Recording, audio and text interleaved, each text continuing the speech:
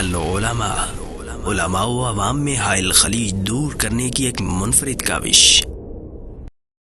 لجنۃ العلماء للافتاء بسم اللہ الرحمن الرحیم، فتویٰ نمبر 43، 11 مارچ 2021۔ سوال: آج کل یوٹیوب پر ویوز کو پیسے دے کر بڑھایا جا سکتا ہے۔ مثلا ایک ویڈیو پر 1000 ویوز کا 300 روپیہ لیتے ہیں۔ آگے گروپس بنے ہوئے ہیں جس میں لنک شیئر کر دیا جاتا ہے۔ سوال یہ ہے کہ کیا یہ کام کرنا جائز ہے؟ مطلب اس کام سے پیسے کمانا جائز ہے؟ جواب: الحمدللہ وحدہ والصلاۃ والسلام علی من لا نبی بعدہ۔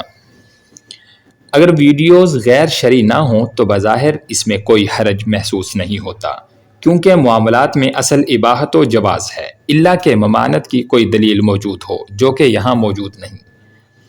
بادی النظر میں یہ جعالہ کی ایک قسم ہے جس میں ایک فریق دوسرے کو کسی کام کی تکمیل پر طے شدہ معاوضہ ادا کرتا ہے۔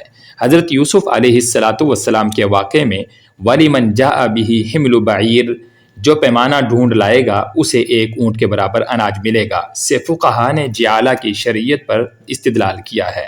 اسی طرح رقیہ دم کرنے پر اجرت والی مشہور حدیث سے بھی استدلال معروف ہے۔ لہٰذا اگر چینل خیر نشر کر رہا ہے اور دیکھنے والا اسے وقتاً فوقتاً اپنا بیلنس خرچ کر کے واچ کر رہا ہے، یا واچ نہیں بھی کر رہا لیکن اپنے پیکج سے واچ ٹائم پورا کر دیتا ہے، اور چینل والا ویور کو طے شدہ رقم ادا کرتا ہے، تو کوئی حرج نہیں معلوم ہوتا ہے۔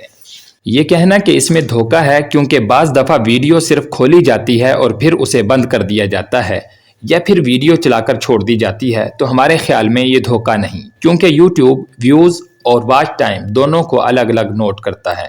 جس نے صرف ویڈیو کھول کر بند کر دی ہے وہ ویوز میں تو آ جائے گا لیکن واچ ٹائم میں نہیں آئے گا۔ اسی طرح واچ ٹائم سے مراد بھی یوٹیوب کے ہاں ویڈیو کا کسی ڈیوائس پر چلنا ہے، کوئی اس کو دیکھ رہا ہے یا نہیں یہ مطلوب نہیں۔